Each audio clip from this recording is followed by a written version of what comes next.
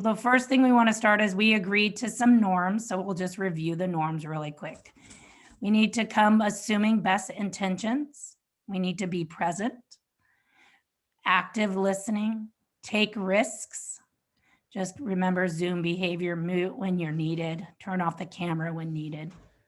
Keep your dogs out of the room. Getting my dogs out of the room. And of course they're scratching at the door because, you know, this is their life. Any other norms that you guys think we should add to this list? I don't think so. We're all good. You are good. All right. So we've reviewed agenda where we have agreed to it. Just something that went well for you this morning. This morning was our back, you know, today was just a great day back. Well, something that went well for me was I was able to hook up the generator that Greg got for whenever we were going to lose power during the fires. And so it was a little noisy, but I was able to start my Zooms at 10:30 so that I could work from home. Otherwise, I wasn't going to be able to do anything. So that was good. Did that whole side of Petaluma lose power? No, you know, my neighbor up on El Rose had power and Ivy had power on D Street. So it was a weird area. And when I was driving from Two Rock to my house, like the whole countryside was out. All the stoplights were out. It was, yeah. Yeah, I know one of my students, Andrea didn't have power at home, and then her power came back on once she got back home from the school. All right, Kim, something that went well for you today. I think just being flexible and being able to, oh, I'm at school, power went out, coming home, and like I was on with the fifth graders with Ms. Lang's kids doing math, and then I just both had them again, and I had to explain to them, and they're like, oh yeah, we figured. And so I just liked how adaptable everybody is, staff and kids, to those. Like, this is the year of being adaptable and flexible. Yes, it is.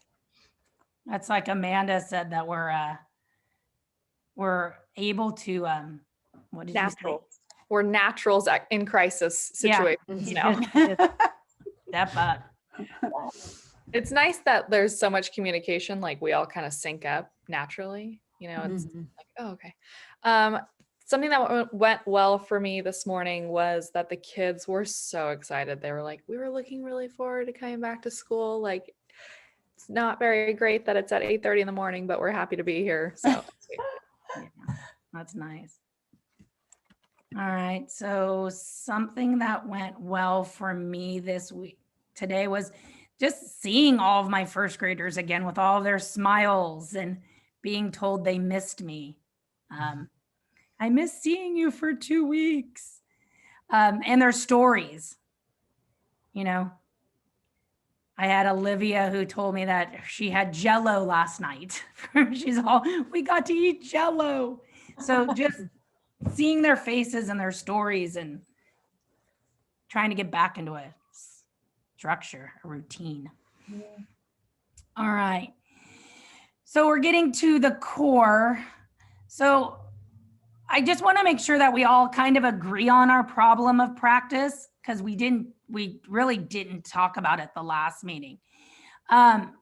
What I was thinking of looking at is, how do we improve mathematical vocabulary for our English learners? How do we provide better vocabulary instruction for our English learners to meet their needs in the classroom, which would be reflected in the CAS scores, to decrease the equity gap between our learners and all students? Do you guys kind of agree that that's really what we should be looking at? I think so, as long as it's not too general. Do you think that for your particular task, is this? Yeah, this is perfect for the task. Okay. Yeah. Kim, are you good with it? Okay, because I know that when I interviewed you guys for cycle 1, a lot of your thing was about the language and their ability to understand, process, and then put it out to the real world.